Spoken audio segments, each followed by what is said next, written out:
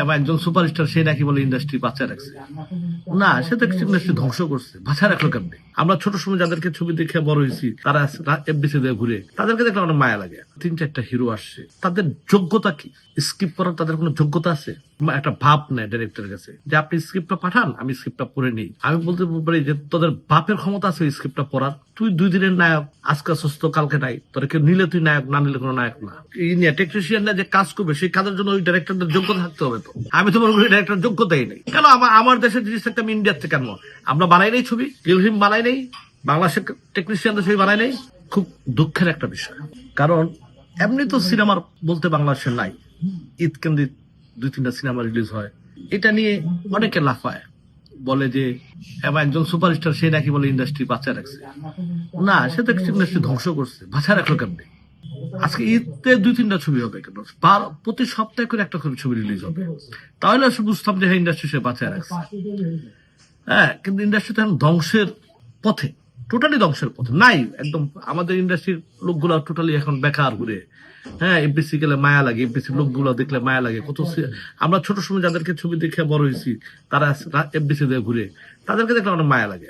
এই যে এখন 4-5টা 3-4টা হিরো আসছে বা যারাই আসছে কাজ করতেছে, তাদের যোগ্যতা কি? স্ক্রিপ্ট পড়ার তাদের কোনো যোগ্যতা আছে? তারা একটা ভাব নেয় ডাইরেক্টরের কাছে যে আপনি স্ক্রিপ্টটা পাঠান, আমি স্ক্রিপ্টটা পড়ে নিই। আমি বলতে পারি যে তোদের বাপের ক্ষমতা আছে স্ক্রিপ্টটা পড়ার, স্ক্রিপ্ট সম্বন্ধে বোঝানোর। একটা ডিরেক্টর খুব তো কষ্ট করে কত সুন্দর করে একটা স্ক্রিপ্ট বানায় তার একটা স্বপ্ন সেই স্ক্রিপ্টের ভিতরে। তুই 2 দিনের নায়ক, আজকে সুস্থ কালকে নাই, তোর কেউ নিলে তুই নায়ক, না নিলে কোনো নায়ক না। তুই স্ক্রিপ্টটা পাঠায়, আবার সেই স্ক্রিপ্টটা তার পিএসতে পাঠায়, আরো 2-3 জনে পাঠায় সে বলে যে স্ক্রিপ্টটা যদি ভালো হয়, হ্যাঁ স্ক্রিপ্ট ভালো হয়েছে, ঠিক আছে শুটিং করবো। আবার তুই বলে না স্ক্রিপ্ট ভালো হয় না, আপনি স্ক্রিপ্ট চেঞ্জ করেন। তা আমার প্রশ্ন তোর কাছে, তোদের কোন ছবিটাই চলছে এই পর্যন্ত? তোরা এতই যে স্ক্রিপ্ট ভালো বুঝোস, তোদের ছবি কি একটা চলছে? সবচেয়ে আটার ফ্লপ ছবি। তোদের লজ্জা নাই? আমি ওদেরকে বলতে চাই, তোদের লজ্জা নাই যে স্ক্রিপ্ট পাঠান? কেউ কোন সাহস এগুলো কথা বলে? আল্লাহ মাফ করুক, আমার কাছে কোনোদিন কেউ এই কথা বলার সাহস কেউ পায় নাই। ঠিক আছে, তাহলে আমি ঠাড়া একটা দিতাম। ঠিক আছে, মানে কোনো কথা স্ক্রিপ্ট, তাও স্ক্রিপ্ট গুলো তাদের পিএস পড়ায়, তারা আরো 2-1 স্ক্রিপ্ট পড়ায়। মানে তারা এত বিশেষজ্ঞ হয়ে গেছে গা, একজন ডিরেক্টরের স্বপ্নকে তারা তছনছ করে দিতে চায়। তাদের স্ক্রিপ্ট তাদের চেঞ্জ করতে হবে। আবার স্ক্রিপ্ট ভালো স্ক্রিপ্ট তাদের ছবি দিয়ে কত চলছ, তোরা চয়েস করে স্ক্রিপ্টটা নিয়ে ছবি বানাইছ, চলছে তোদের একটা ছবি। এটা আছে আমাদের ফিল্মে 2-3টা নায়ক তো আছেই। ঠিক আছে, সিনেমার তো 2-3টা নায়ক আছেই। এই কাজগুলো 2-3-4 জন নায়কই করে, এর বেশি কেউ করে। হ্যাঁ, না এটা পাবলিক বুঝবে, কারা করে এটা সবাই জানে। একজন ডিরেক্টর, একজন প্রডিউসার, আমি ওই ডিরেক্টর প্রডিউসার হতে চাই না যে আমার সামনে কেউ বেয়াদবি করবে। ঠিক আছে, আমি আমার হিসাব বুঝি। আগে একজন প্রডিউসার, একজন ডিরেক্টরের কাছে শিল্পী ছোট্ট একটা জিনিস, তারা পেমেন্টে কাজ করে।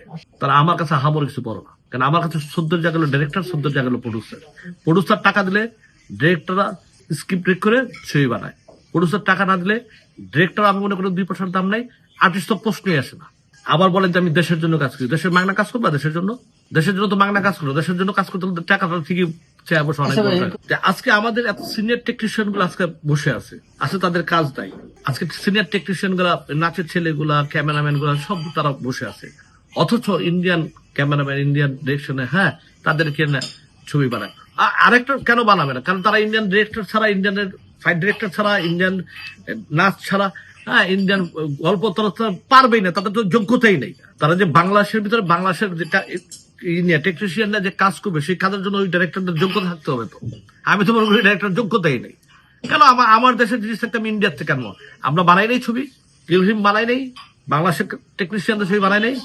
কই কেউ বলতে আসছে টেকনিশিয়ান খারাপ হয়েছে, বাংলাদেশের সিনেমা খারাপ হয়েছে? আমরা ডেড বডি বানাই নেই। আজকে ইউটিউবে একটা চ্যানেলেই আমার এই ডেড বডি প্রায় 1 কোটির উপরে দেখছে, একটা চ্যানেল। ওদের 8টা চ্যানেল এই ছবিটা রিলিজ হচ্ছে, তো বাকি চ্যানেলে কি দিচ্ছে? আজকে ইউটিউবে আমার ডেড বডি তো সুপার হিট। ইউটিউবে হয়তো সিনেমাতে আবার চক্রান্ত করে আমার ছবিটা নষ্ট করে দেওয়া হয়েছে, বাট ইউটিউবে মানুষ তো হাজার কমেন্টস দিয়ে দেখেন তো আমার একটা কমেন্ট নেগেটিভ আছে কিনা। আমরা যখন ছোট সময় পড়তে গেছি তখন হুজুর পড়ছে যে আলিফ বাতা পড়তো, তো অনেকে আবার জিজ্ঞেস করলে পারে না, তার একজনের জিজ্ঞেস করছে তুমি বলো তো, সে তো বলে দিচ্ছে যে আলিফ বাতা বলে দিছে, তো বলছে তুমি বলো তো, তখন বলছে হুজুর আলিফ বা হুইনা মুসলমান। তো আমরা ওই লোক বাইরের থেকে দেখা তারপর আমরা নিজেরা গ্যারাপ নেই, বাট নিজের যোগ্যতা নিয়ে আমরা গ্যারাপ নেওয়াটা খুব কম টেকনিশিয়ান আছে বাংলাদেশে, কম লোকই আছে কম হিরোই আছে যে নিজের যোগ্যতা তারা গ্যারাপ নিবে। কোনটা দেখবে তামিল, কোনটা দেখবে ওই ইন্ডিয়ান, কোনটা দেখবে এটা, এগুলো নিয়ে। বাট জেনুইনলি আমি মনে করি স্ক্রিপ্টও দেশি হওয়া দরকার, টেকনিশিয়ানও দেশি হওয়া দরকার, লুকও দেশি হওয়া দরকার। বিকজ বাংলাদেশ আমাদের, এই দেশে আমাদের কালচারটাই আমাদেরকে ভালো লাগবে।